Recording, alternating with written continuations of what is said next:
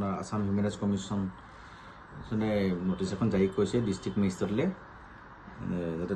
তেওঁক এখন ইম্পাৰ্চিয়েল ইনকুৱাৰী এটা কৰিবলৈ কাৰণে তেওঁক ডাইৰেকশ্যন দিয়া হৈছে আৰু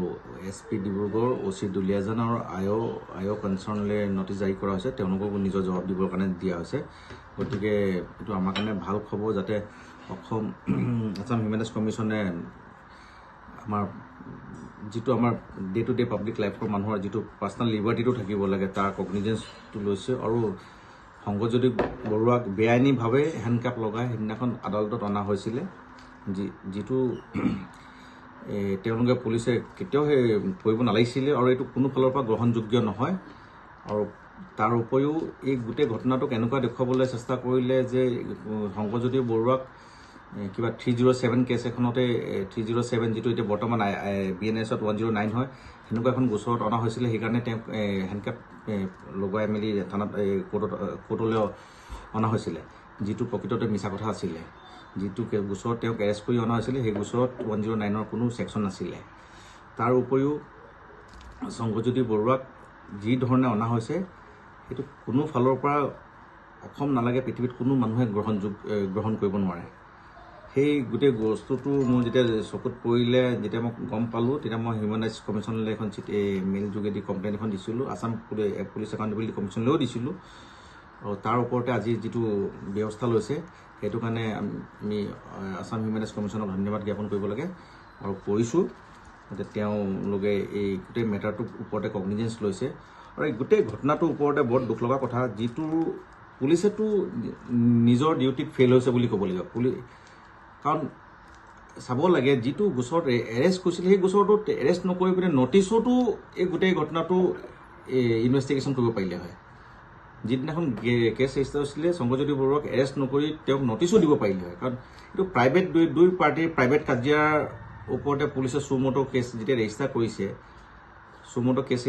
তেখেতক এখন নটিছো জাৰি কৰিব পাৰিলে হয় নটিছ জাৰি কৰাৰ পিছতো তেওঁক হয়তো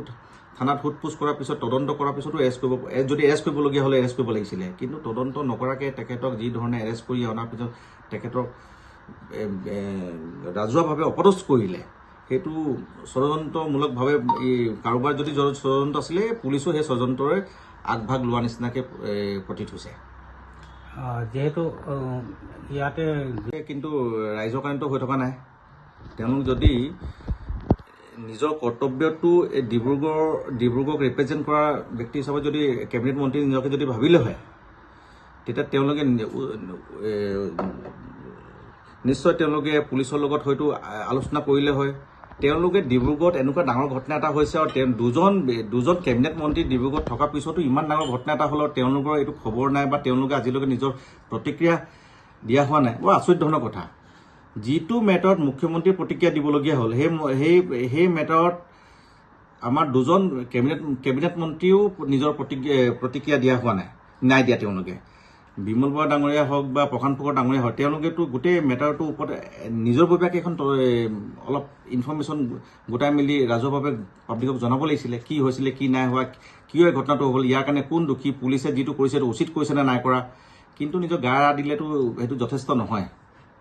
তেওঁলোকে নিজৰ ৰোল যিটো প্লে কৰিব লাগিছিলে they are fail to discharge their role in the public interest আপুনি এই সমস্ত ঘটনাটোৰ লগত কোন কেনেকে কি ৰাজনীতিক জড়িত হৈ আছে এইটোতো তদন্ত বিষয় কিন্তু নিশ্চয় ইয়াত ৰাজনীতি আছে কাৰণ যি ধৰণে গোটেই ঘটনাটো লৈ যোৱা হৈছে আৰু এনেকুৱাতো ঢেৰ কেছ আছে আপোনালোকৰতো সদায় ৰিপৰ্টিং হৈ আছে য'ত আপোনালোকে দেখিব যে এনেকুৱা ইয়াতকৈ সাংঘাতিক কেছ আছে য'ত হেণ্ডকাপটোতো বহুত দূৰৰ কথা ৰাজনীতি নিচিনাকৈ অনা নিয়া হৈছে তাৰ উপৰিও এনেকুৱা ঢেৰ কেছ আছে য'ত কেছ ৰেজিষ্টাৰ হ'ব লাগিছে তাতো কেছ ৰেজিষ্টাৰ হোৱা নাই কিন্তু যিটো কেছ ৰেজিষ্টাৰ হ'ব নালাগে তাত কেছো ৰেজিষ্টাৰ হৈছে এৰেষ্টো হৈছে হেণ্ডকাপো লগাইছে গতিকে অবভিয়াছলি ইয়াত ৰাজনীতিও আছে পলিটিকেল ইনফ্লুৱেঞ্চ আছে চবটো আছে নথকা নহয়